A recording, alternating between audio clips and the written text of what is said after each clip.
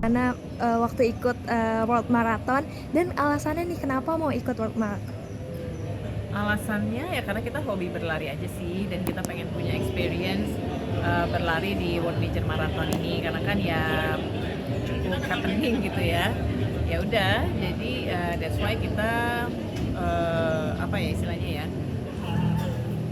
tiap tahunnya, hampir tiap tahunnya lah gitu. Kalau saya sih dulu setahun sekali deh kayaknya. Kalau Jani itu dalam 3 tahun ya, Iya, dalam selesai. 3 tahun selesai 6 gitu. Jadi memang sebenarnya sih karena itu kan World Major Marathon gitu. Jadi kayaknya sebagai pelari itu salah satu cita-cita dari para pelari lah gitu, buat bisa lari di World Major Marathon. Mungkin ada nggak sih cerita-cerita waktu lagi World Marathon ini yang paling berkesan? Yang paling berkesan kalau buat aku mungkin di race ke-6-nya ya, karena kan emang aku udah istilahnya mengejar ini tuh dari tahun 2022, terus pada akhirnya di tahun 2025 bisa selesai. Jadi emang itu race yang sangat berkesan banget buat aku, karena emang latihannya juga yang paling berat. Aku ngejar waktu yang paling cepat juga, ngejar personal best, dan kebetulan juga aku finish race di tempat yang cheeringnya itu heboh banget gitu. Jadi ya emang sangat berkesan aja sih race terakhir aku di New York. Oh, di New York. Mungkin waktu lari nih kan udara di luar negeri juga beda-beda, itu gimana adaptasi sama udara di sana?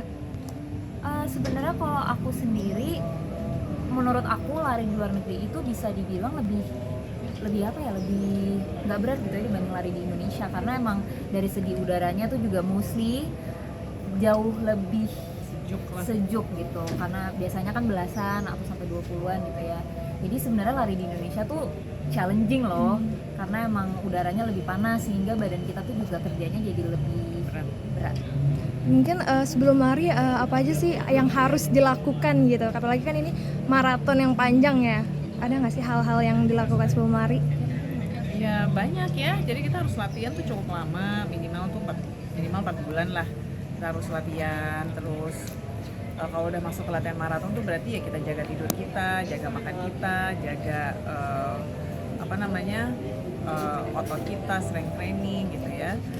Jadi ya sebenarnya kalau udah mau latihan maraton tuh udah harus ya menyiapkan diri dan menyiapkan waktu sih untuk berlatih gitu, karena kan 42 kilo tuh lumayan jarak yang jauh ya, jadi nggak bisa main-main gitu, dan ini juga beresiko cedera lah gitu kalau misalkan kita nggak berlatih dengan sebaik-baiknya. Jadi ya yang pasti harus berlatih dengan segala embel-embel lainnya itulah.